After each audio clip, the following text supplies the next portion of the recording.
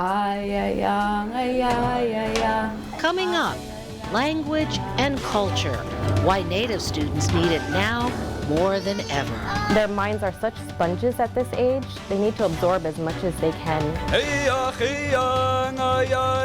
Also, the voice of change. Along the way, we have come to realize that we need to unlearn some things before we can begin to learn again. Alaska Native educators gather to look at how the Western school system has failed Native children. Be true to yourself. You know, we're going to have these tough conversations. Just ahead, how education can be used as medicine. Alaska, where there are old triumphs, but also new frontiers. With challenges as great as the state itself, but a belief the best is yet to come. Bringing you the faces, the places, and the spirit of the last frontier. This is Frontiers with Rhonda McBride. Welcome to Frontiers. From Barrow to Bethel to Kotzebue and Nome, a call to reinvent education for Alaska Native children. We'll have highlights from the Inuit Education Conference in Anchorage this week, but first, we'd like to introduce you to someone who attended this gathering. Heidi Asok is not a Inupiat. She married into the culture, but she is passionate about helping those who speak the language and teach it. We met up with her and her family on a recent trip to Barrow, soon to be named Ukkeavik. Just a few miles outside of town, you feel like you've experienced infinity. But the Asok family knows exactly where they're going. Heidi and Jonas and their son Mark are here to check their nets for whitefish. Oh, I should have brought the shovel. The net is strung between two holes in the ice, which had frozen overnight. We've got nanoks, which are polar bears. Along the bluffs nearby, there are also fox dens. They'll come up to you as well. Life here at the top of the world forces you to be prepared. I had caught a polar bear and we sent them out to get tanned, and Heidi had sewn them up for me, and they're really warm. It was the first polar bear I caught. Heidi sews polar bear pants and parkas. Not bad for someone who was born in New York of Irish and German descent. Not the best day. Heidi Asok has not only adapted to life here, but embraced the culture. This one shows a person with a dog sled team. Heidi manages Barrow's bilingual preschool. This is a whaling scene. Umeak with the people, the crew members. Everything here is designed to bring the Inupiat culture home. The building blocks of success. This is a caribou and this is a moose. So tuttu, tutuvok. Heidi hopes someday to be a fluent speaker of Inupiat, just like her lead teacher, Naomi Oswuk. A lot of the elders around the community have been voicing, we need young teachers, and I was like, okay, I'm stepping up. Until then, she plays a supporting role for the staff. Naomi is a student at the Ilisavik College, where she works on a degree in early childhood development. There's even one high school intern. Angon, Kayok Tuk Tuk. What's he doing? He's paddling the boat. He's paddling a boat. To teach Inupiat, Jimmy Tuckfield has had to learn more about his language, which he loves to share. When I was clocking out, one of the kids said, "I love you, teacher." And that made me super happy. And then I heard another student, and then another. And that just made my day. What's my favorite word? Heidi's love affair with Inupiat began with a single word. Kupuk. Fancy trim on jacket. An elder gave her the name. And he goes, "You're always kupuking. You're such a seamstress."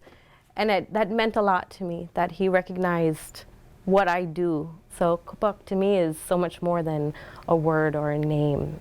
It's in my heart.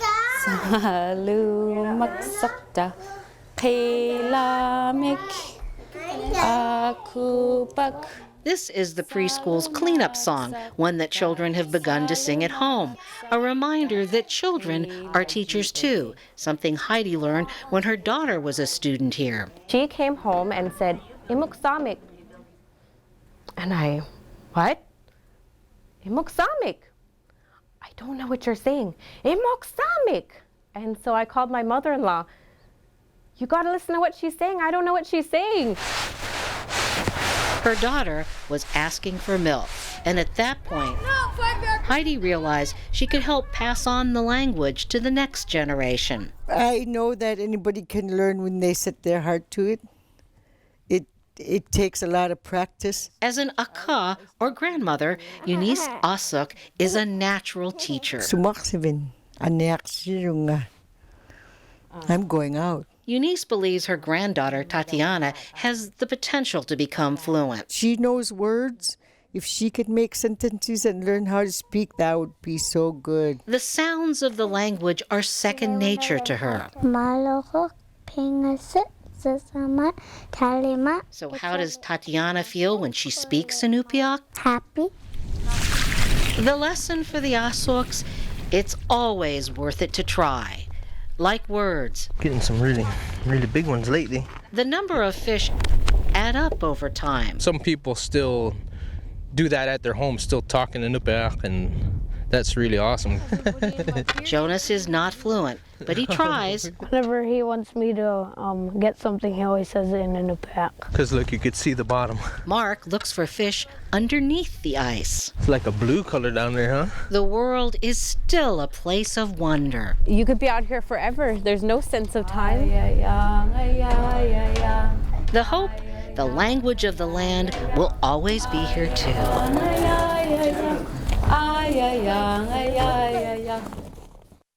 The children who got their start at the bilingual preschool seem to do well academically, including Tatiana. Well, up next, the first gathering of its kind in Alaska.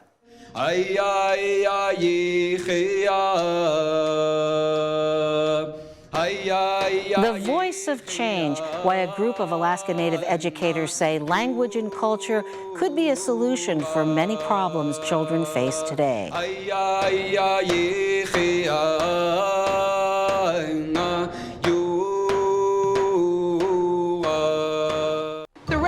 Department of Deliciousness is famous for its dedication to barbecue. This is where the Whiskey River Barbecue Burger was born. The combination of the barbecue sauce and the crispy onion straws makes it one of our most craveable burgers, which is why we've put up these red ropes. And the electric fence. And the plexiglass wall. Okay, who wants to see the pickle room? Nobody makes gourmet burgers like we do. Uniquely created to be insanely delicious. Red Robin. Yum. At Chugach Electric, our job is to keep your power on 24/7. It starts with properly maintaining utility easements. Trees contacting power lines are one of the leading causes of power outages, especially in foul weather. In addition to reducing the overall number of outages each year, properly maintaining safe access reduces the length of time of each outage and makes the job safer for our linemen. That makes your home and the space around it safer. Hi, this is Ted Sadler.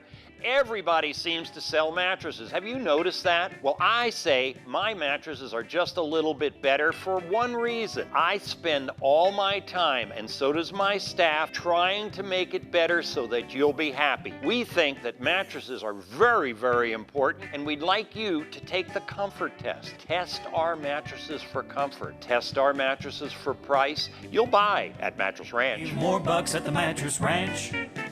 This girl has a secret, and everyone wants to know what it is. I did not see that coming. New NCIS Los Angeles, then. When an Islamic extremist commits an atrocity, every Muslim is implicated. Can the Secretary of State defend one of her own? You know what silence looks like? It looks like support. You're the jihadist from the news. We need to take a stand. Catch a new Madam Secretary after a new NCIS Los Angeles, CBS tonight. Inuit, a word to describe the indigenous peoples who make their home in Alaska, Canada, and Greenland and belong to the same language family. In Alaska, we have Inupiat, the Yupik and Siberian Yupik, as well as Chupik cultures. This week, the Inuit Circumpolar Council of Alaska held a gathering in Anchorage, the first of its kind, to put their own stamp on education. The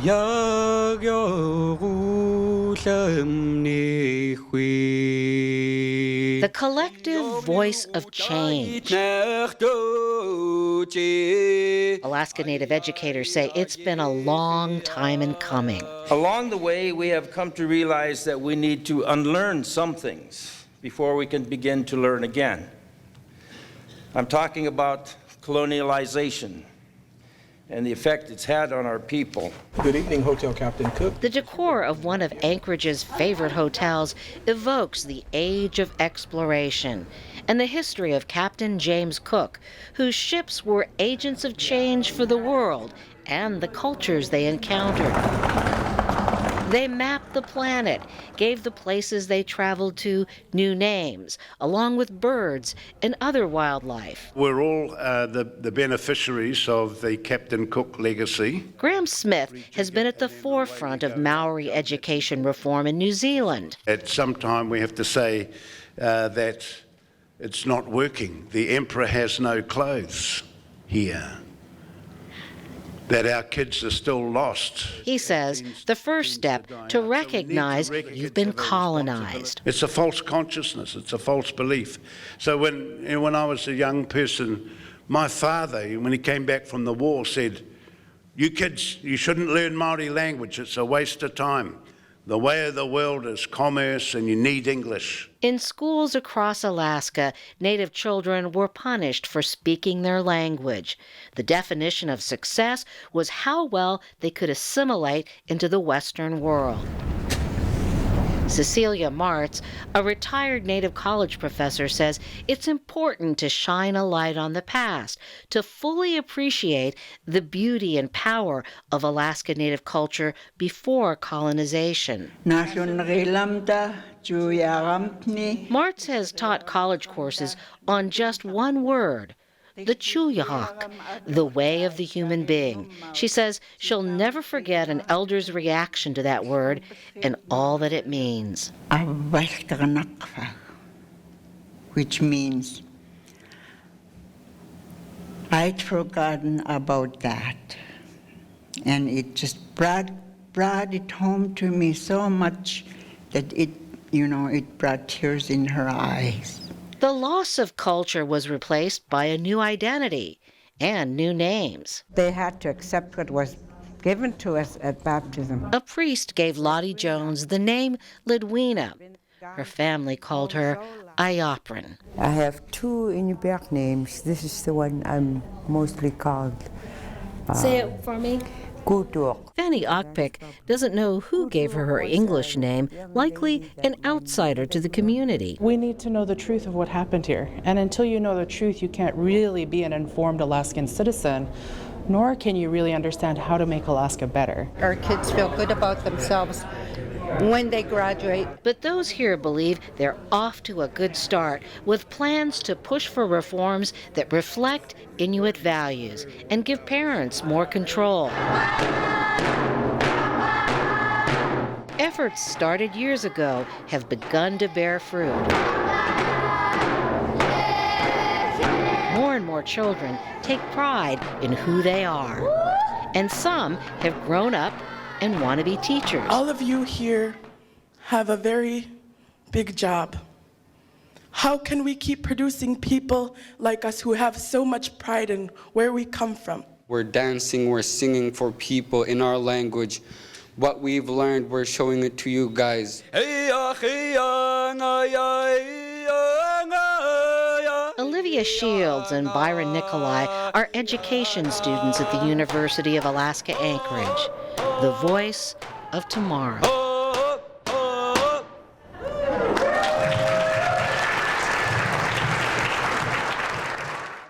Byron Nikolai and his cousin Olivia Shields are from Tooksuk Bay. Nikolai is well known for his dancing and drumming. He posts his songs on his Facebook page, which has more than 30,000 likes.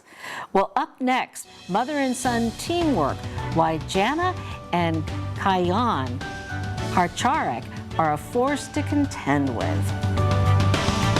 Their story behind how Barrow got its new name, Utqiagvik.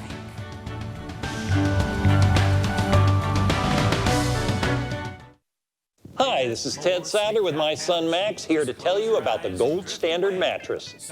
Thanks, Ted. The advanced gel technology is the best bed on the market today. Minimizes body heat, minimizes motion transfer, and it keeps you comfortable. Come into Mattress Ranch and check out the AGT today. Get more sleep without counting sheep and have another night of bliss. Sleep in style with a big old smile and you know you save some bucks. Save more bucks at the Mattress Ranch. Sicily's is about to make your lunch and dinner decision as easy as pie. Pizza pie, that is. For a limited time, Sicily's is offering 2 medium, 2-topping pizzas for only $7.99 each. Sicily's has always delivered great tasting pizza at a great price, and right now they're cooking up some hot, delicious pizzas and are ready to make a few for you for just $7.99 each. Call 333-8000. That's 333-8000 for Sicily's $7.99 pizza deal, or save 20% off everything on Sicily's menu by ordering online at sicilyspizza.com. This girl has a secret, and everyone wants to know what it is. I did not see that coming. New NCIS Los Angeles. Then, When an Islamic extremist commits an atrocity, every Muslim is implicated. can the Secretary of State defend one of her own? You know what silence looks like? It looks like support. You're the jihadist from the news. We need to take a stand. Catch a new Madam Secretary after a new NCIS Los Angeles, CBS tonight. Air travel for Frontiers is provided by Pan Air. When business or recreation takes you anywhere across the state, Pan Air is there. The only family-owned airline serving Alaska. Pan Air, the spirit of Alaska. We're out climbing mountains every weekend. There's just something about being at the top of the mountain, sometimes by yourself or with your family, and it's so beautiful and so serene, and you just feel like striking a yoga pose.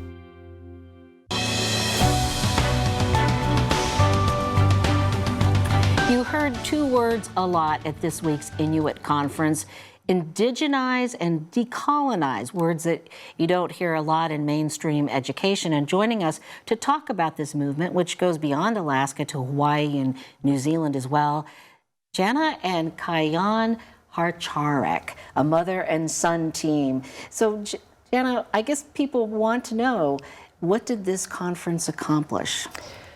We are so invigorated. That's the word I've heard in terms of how people left after the 2 days.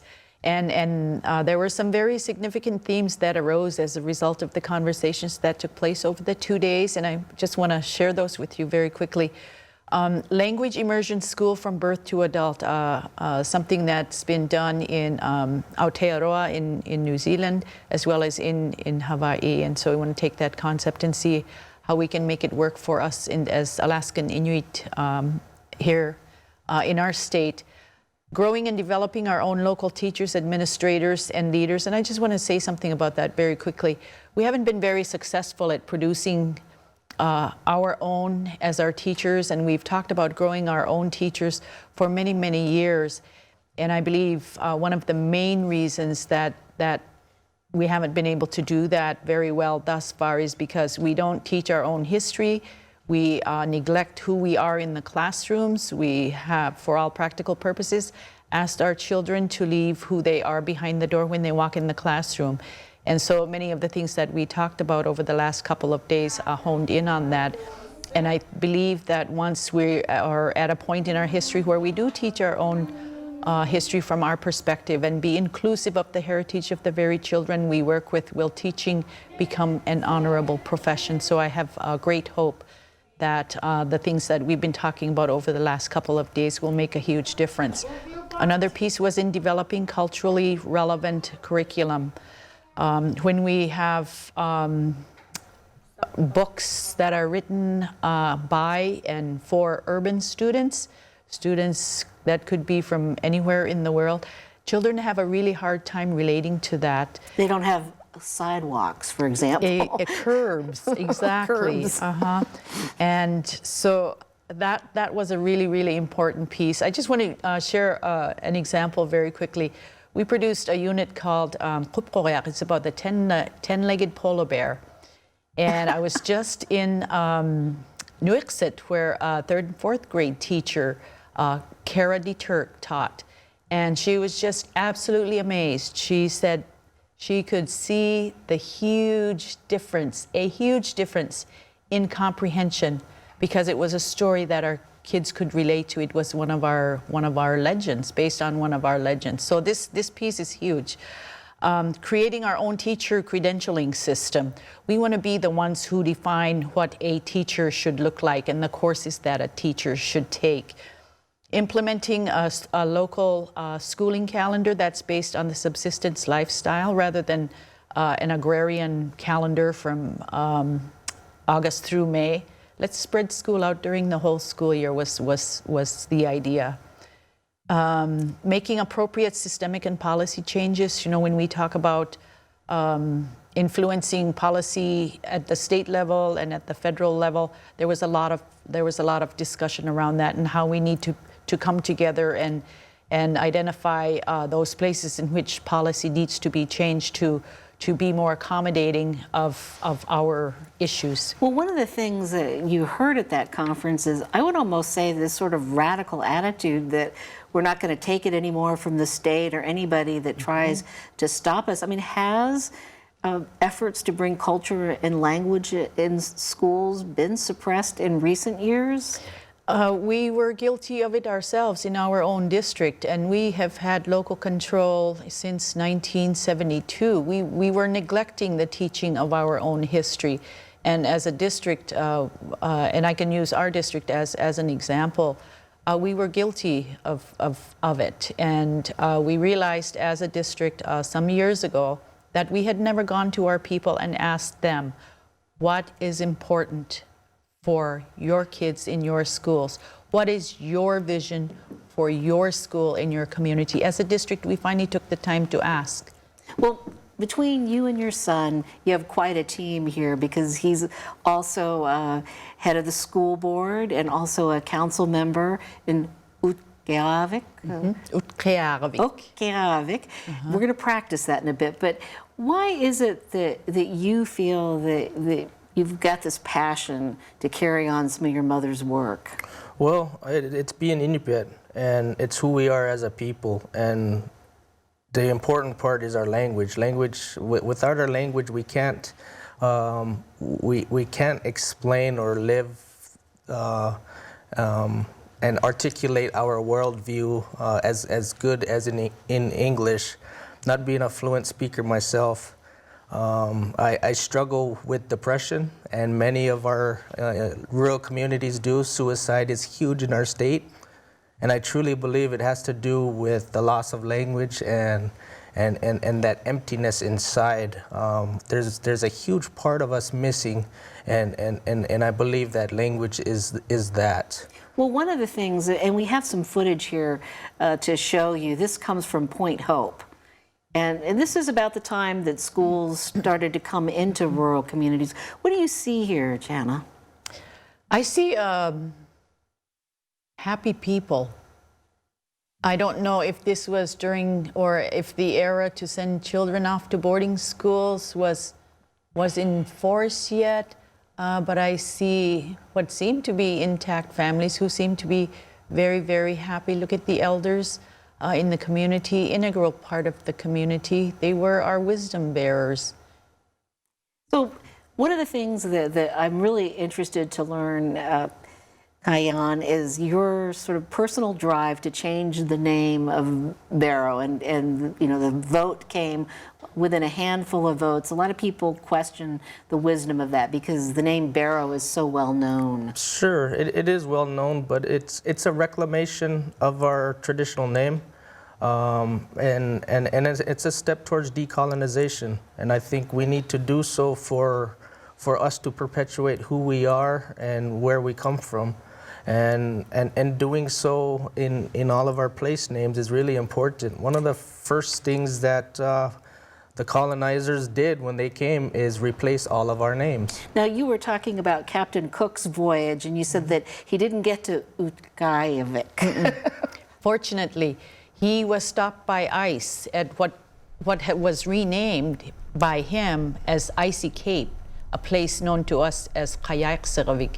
And we're actually quite fortunate that they weren't able to get through because the lieutenant on the voyage had tuberculosis, and had they had contact with the Inupiat at the time, I cannot even begin to imagine the epidemic that would have ensued. So, Kayan, when does this new name change officially take effect? Sure, on December 1st, there'll be an executive order out of Lieutenant Governor Byron Malot's office. They plan on doing a live stream, and we have a celebration and even a logo contest occurring in Barrow to help celebrate that. So, okay, this is the time that we get to practice. So help us learn how to say Barrow's new name. You say Utqearvik. The ut is in like the ut in soot, Utqearvik. And the what sounds like the K is produced in the way back of the throat, what we call an uvular sound, Utqearvik. And the G that has the dot above it, that has so many people riled up, I like to say it's, if you think about coughing up a loogie, that's about the sound that you're going to make. Utqearvik. Okay, and quickly, what does it mean? It means place where you gather edible roots. What a beautiful thought with that goes with that name.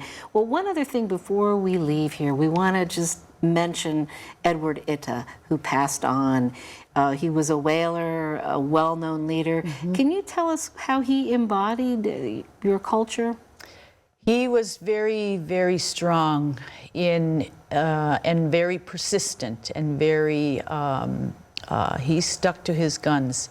When it came to development, in particular offshore development, he was very, very strong in ensuring that the Inupiat voice was at the table in any decisions that were being made, and he was very insistent and persistent in communicating the idea that we have to be at the table and that things must be done according to our terms. Your terms, same with language. I want to thank both of you for joining us. Well, these issues that we explored on Frontiers are kind of like a tip of an iceberg. They go very, very deep, have a long history, impossible to fully address in a half-hour program, definitely worth revisiting in the future. We want to thank you for joining us, and we leave you now with one last look at the Alaska Native Cultural Charter School's dance group. Enjoy.